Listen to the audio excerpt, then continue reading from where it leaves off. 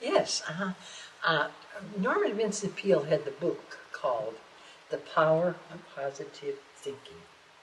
And I had picked it up, read it, and there were two things that really enticed me to research further, and that was when he said, you can have anything you want, provided you know what it is. See yourself as already having it. And those were three things that intrigued me. And I was, just a little happy homemaker, no education, high school education, period. And the mother of three and sitting home and needing a lot of little creature comfort things, And so I thought, well, that sounds exciting. So that night, my husband got in and I said, I read this book. And I said, what would you like? And he was reading the Dallas Morning News. And he said, well, looky here, Coca-Cola has a contest. And you can win an outboard motor. All you have to do is write 25 words while you take Coca-Cola on outings. And I said, and then outboard motor. And then he went on and finished reading his paper. Well, I went into the bedroom, and he's wanting an outboard motor. So I sit there, and I thought, Coca-Cola on outings, a pad. And I thought, we don't even drink Cokes. That's going to be a tough one. But I saw him sitting in a boat with his motor, enjoying himself. And so I wrote, he liked to go fishing by himself on weekends because he had a very serious job. And he was always stretched out, and the kids were too young to take him fishing at that point. And so he'd go out for the afternoon. Okay, so now I'm sitting there, and I see him in this boat, and I write, I'm a lone wolf fisherman. Cokes are my silent partners. They contribute no yakety yak, only enjoyment when called upon. 25 words. Put it in an envelope, mailed it off, and actually said to him, I wonder how long it's going to take him to let us know we won. Now, that's positive thinking. I didn't know any better. I just knew I wrote that incident, he's got to win it. 2 weeks later, the representative from Coca-Cola called and said, Mr. Hadsel, you won your outboard motor. I thought, well, that's nice. Now, what would we like to win? See, now what would we like to win? And my daughter said, well, I'd like a swing bicycle. And I said, and you want what color? I thought, well, everybody should do this because selected, here it is, see yourself as having it. So we had her sitting on a bicycle. And it was, now, at that point in time, there were many, many opportunities for contests. And most of them, see, a contest is when you have to complete something in 25 words or less, name something, write an essay. A sweepstake is when they just put your name in the pot and they draw, from 1 million entries, they draw your name. I didn't think of that as competition. I always thought the only competition you ever have is with yourself. And that's when you doubt yourself. So now, my daughter, we had to name a pony, and it got to be, now this was a fun thing. And my son, we didn't look for big things. Roller skates, bicycles, and things that were that children wanted. Boom boxes, for music and stuff. And so we started. We would sit at night, and I says, "Oh, we're going to get Pamela her bicycle, and we have to name a pony. How are we going to name a pony?" And I show them a picture of a pony, and they said, "Well, he's brown." And I said, "Yeah, he's brown. And what else? And what else does he do?" Well, I said, "Does he prance?" Well, then we call him Prance Charming. Prance Charming. And you get on a pony. What else? He bucks. Timbuktu, Prince Charming. And these were what we call coined words. And that's what we send in. I don't know which entry won, but she had her swing bicycle. Okay? So then we got all the little stuff. Now I want linoleum for the floor, and I get linoleum. Then I want something else, and I get it. Now I'm thinking bigger. Now I want to win trips. And my younger son said, "Oh, let's go to a dude ranch." Do you know, we won this trip to a dude ranch, and stupid me, this was in Arizona, and that's when I was afraid of flying. And I won the prize. They're going to fly, and I said, "I don't fly. Can we drive down?" And then I didn't get the prize because you had to follow their rules. And so he was very, very ticked about that. You have to learn to fly. You have to learn to fly. Well, now the next thing I wanted, the children wanted to go to Disneyland, and that meant flying too. And I thought, well, I'll just brave it out. Really and truly, I was stupid on that area, but at that time I didn't know better. And so we get to won this trip to Disneyland. We all get there. And it was a fabulous, fabulous trip. And later on, we did win a trip to Dude Ranch, and we did go to the Dude Ranch. And then we went a trip to the World's Fair, did go to the World's Fair. And one thing that was real funny, I was going to be 40 years old, and I had read that Paris is a city of light, love, and excitement. And I wanted to be on the 1st of January. I said, "What are we going to do this year?"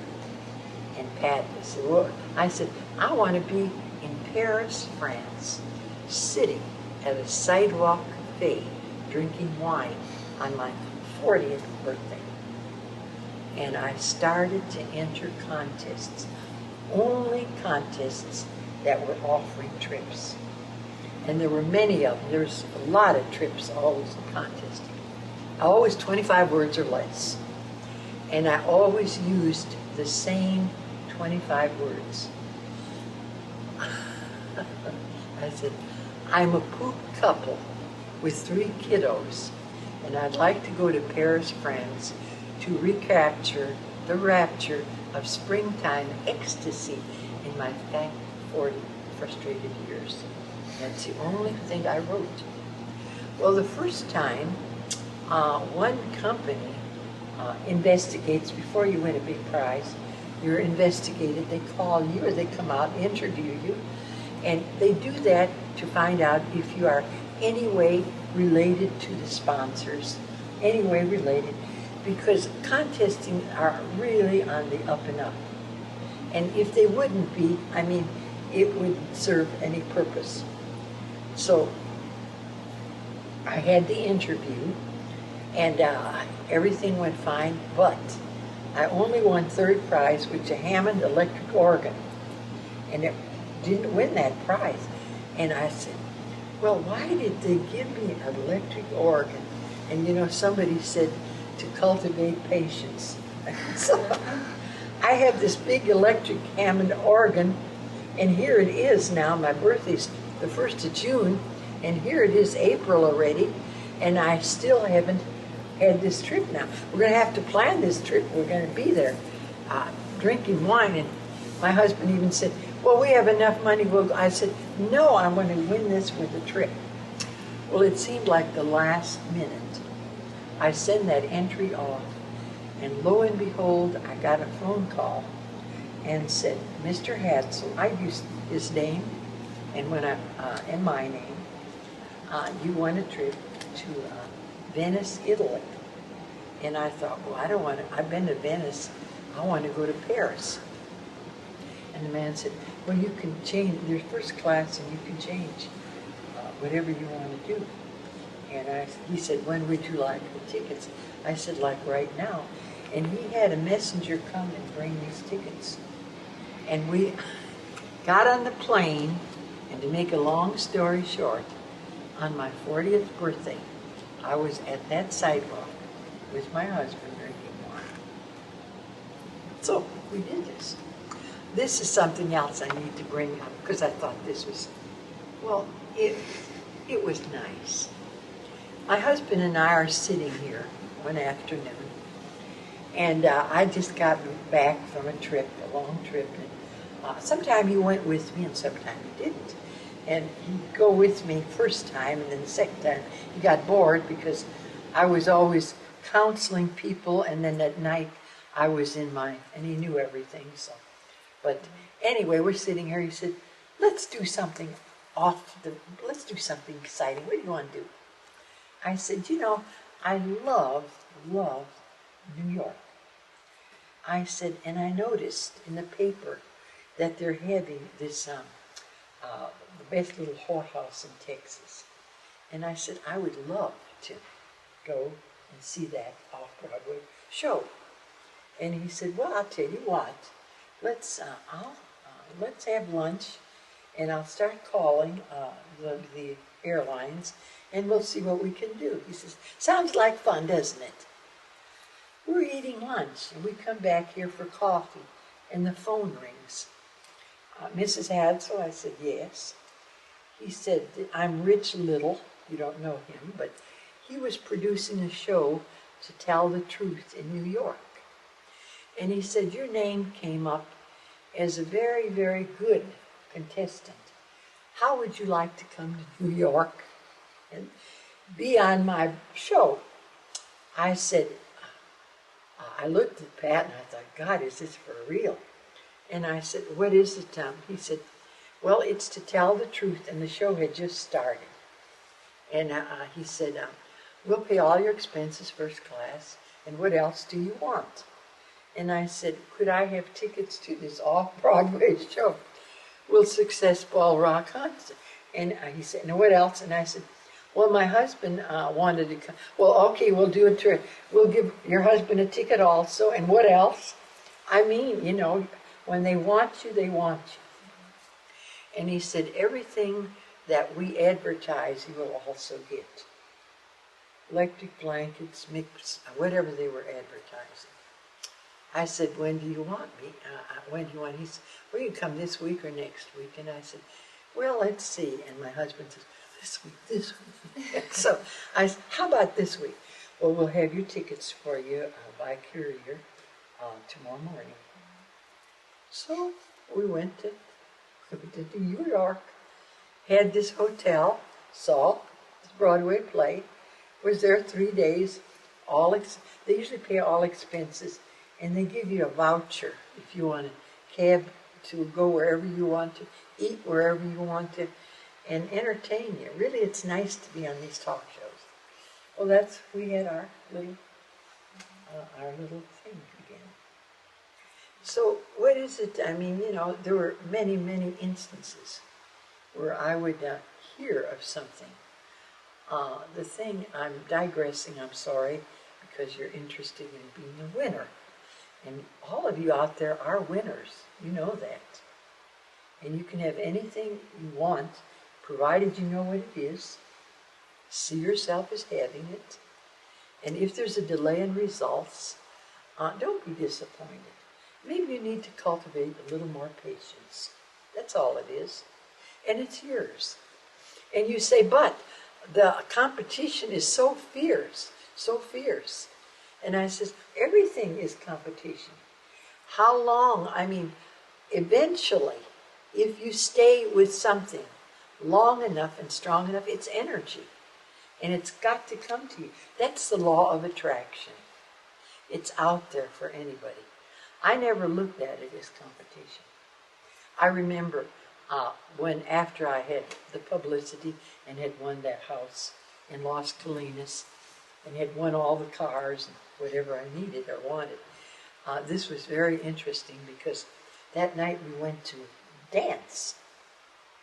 And we're dancing, and right as you came in, you signed in, and they had this fishbowl, put your name in at the end of the night. They had fruit cakes because it was Christmas time, and they had this big boom box. And my daughter had been wanting this huge boombox that had all these acoustics and things out. And I looked at it and I said, oh, there's Pamela's Christmas present. Well, the woman that was taking the tickets, overheard me. And she laughed and she said, well, Mrs. Hadsel's here, so really and truly, it's stupid to put your name in the Hadsels won the boombox already. All right, what did I do? They were giving me their energy. Everybody in that room gave me energy because they knew now we'd won this house. And we're dancing, and this man said, I guess she's got, and Pat said, she's got the boombox. And they're making a joke of it, a joke. And they don't know that I didn't take their energy, they gave it to me. And that night, when his boss, now it's time to have the drawing, and here's that fishbowl full of names. And the boss said, I'm not going to have anything to do with this. Somebody come up and draw a name. And a woman came up and she said, I'll get a different name. And she whisked around and pulled a name, and it was my name. Okay, this is energy. This is energy. This is what they do. And yes, you can get energy from someone else. If they're negative, I mean, why not? You mentioned the house. Can you tell us more about how you won the house? Yes. I came back after my trip, and in Dallas, we have a group of women that get together, and we call them the contest. We call them the range riders. And when we got there, we would swap entry blanks. We would stand up and say what we won this month. We won this and this and this and this. 1 month I won a prize every day. 30 prizes, 1 prize every day. Some of them would win 4 or 5 of them, and we had a lot of fun, and they were very supportive. So the night I got there, one of the women said, oh, you won the world's, you went to New York on your way to Paris. Did you stop at the World's Fair? And I said, yeah, my son won a trip to the World's Fair. So he was with us, and then after the trip, we were at the World's Fair, he went back home on a plane, and someone met him and so forth. And we went on to Paris. And she said, while you were there, did you see that Formica house? She said, that's an entire United States contest, and Formica is having a new product that they're sponsoring, and they're going to build a house someplace in the United States. And all you have to do throughout the United States, the builders were building their houses, but they were using this molding that Formica was very, very proud of using. So anybody throughout the United States, you had to visit one of the homes that had these entry blanks that were using Formica. Well, in my area, it was Garland, the only place that had this thing. And she said, well, you could enter. I said, no, I didn't know about it. Well, it's in Garland, and it's closing next week. And so on the way home, driving home, because Dallas is 27 miles from Irving, rather, all I could think about was, God, I'd like to win a new house. That's perfect. Yeah, I think I'll win that house. So the next day, it's drizzling, and two of my friends that were in this contest club with me live in Irving. So I called one of them and I said, let's go over and see that Formica house and enter. And she said, you know, they've already picked the entries. It's in New York, and they've already picked the entries. And she said, no. And the other one was having her rug shampoo. She couldn't go. And I tried. I said, I'll even buy you a pizza on the way. Let's go. And nobody would go with me. It's starting to drizzle, rain, and something actually pulled me out. The next thing I knew, I'm in the car driving 53 miles to go to that Formica house. And when I got there, I sat in one of the chairs and I looked at everything around there, And I'm already deciding that I want Spanish furniture. I'm already building the inside of the house. And there wasn't anybody there except the woman that sat, at the open house. I registered my name, and I registered Pat's name. And I took an entry blank home. And that night, I'm reading the entry blank, and it said, "You must have visited the home." And I said, "Oh my God." I put in Pat's name, and Pat might win this. Do you know that Saturday morning, Pat got up, and I said, "We're getting in the car. You're driving to Garland, and you're going to look at that house. So when they call you, you can say you visited that." He did. He got to where he believed what I said. We drove all that way so he could look at that house.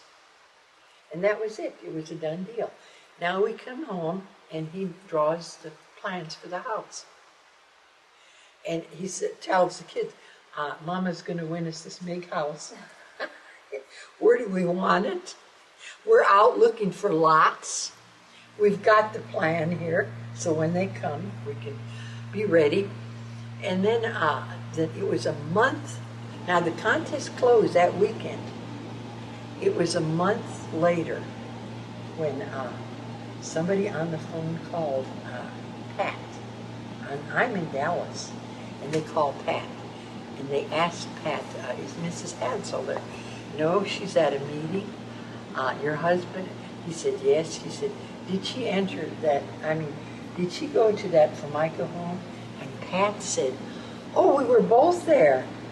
I'm so impressed with that laminated Formica.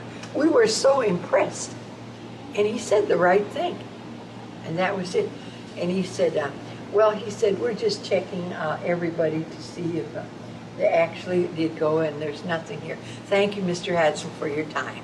That was all he said. He asked, "Are you related to anybody at the house?" Number one. Number two, any relations that work for Formica? Those were questions. So he was on the phone 5 minutes answering all this. And he knew that because we knew when we got a big prize, we'd have to have an investigation, we call it. And so I came home that night, and he was ecstatic. Well, we won our house, and all we did was, I wonder how long it's going to take them to let us know we won. And that's all I told the kids. And so it was about another month later. Morning, I woke up, and I said, the kids were at breakfast. The 2 boys were still there, and my daughter was in college. And I said, "Well, listen, they're going to let us know we won this house. For God's sake, act surprised." And they went off to school. And my husband said, "Are you sure they're coming?" I said, "Yeah." And I said, "Just stay in bed." And I said, "Pretend, we're just going to wait for them." Well, at 2 o'clock, and now it's 1 o'clock, and I went to the bakery to get some bakery, and I'm getting ready to put the coffee pot on when they come, and nothing happens. And about 2:30, I get this phone call, and they say, Mrs. Hadsel, when does your husband get off work?" And I said, "Well, he's here now." They were waiting for him to get off work so they could tell us together. I said, "Well, he's here. And I said, "He just took the day off." Well, then we're coming right out. We're representatives, vice president of Formica, and our PR man. We want to come out and tell you something very, very interesting for you. And I thought, yeah. And then I, of course, reminded Pat to act surprised. They came in the door. I acted surprised. "Oh my God. Oh no, not me. Oh no." And I told Pat, "Don't show him the plans." So we're talking, and he said, "Well, where do you want it?" And I said, "Well, there's a new area." you know, and I said, and we have the plans. And the guy looked at me, and I said, well, we were planning. We were planning on building a house, but we didn't tell them that they were going to pay for it, you know. And so we had all the plans there, and he couldn't believe it, you know. And I said, yeah, we had plans of enlarging this place. And that's how it came about. And from that period on, they hired an interior decorator. They hired so many people because it was publicity for their Formica. They would call me. They send me flowers. One weekend, he'd always call and say, are you happy? Are you happy? Because at that time, the National Enquirer, which is that rag magazine, called and said, if there's any negative things, because this is the first time a house had ever been given, if there's any negative things, tell us and we'll pay you for the negative. And I says, get it real, and hung up. And I had that offer 2 or 3 times, and they were aware that they were looking for negative things. And there weren't any negative. But he'd call up and say, are you happy? Is there anything we can do? And every time they came, they wined us and dined us at the best hotels. And so one day he called, and he said, what's your favorite place? And they were building, and he kept coming and visiting, bringing me candy, flowers, and so forth. And I said, God, would I like to go to New York? Okay, we'll send you to New York. And they brought us first class tickets. My husband and I went to New York. And at that time, the play was on Broadway, Will Success Spoil Rock Hunter? That was the play I wanted to see. And they sent me to New York. And while I was in New York, I did a lot of publicity with one of the magazines, the Good Housekeeping magazine. And they interviewed me and so forth. And then they had the house open for a month where they could, people came in, and I was just a hostess. And they had people there that took care, cleaned the house and so forth. And then it was turned over to us officially. Gold keys. We had a gold key. My husband and I each were given a gold key. And then he asked, listen, that's a big, at that time, that period, in the 50s, 60s rather, income tax was a big challenge if you won a lump sum and you had to pay it right away. And he said, if income tax is a problem, we'll take care of it. You know, I mean, they couldn't do enough. They couldn't do enough. That was a fabulous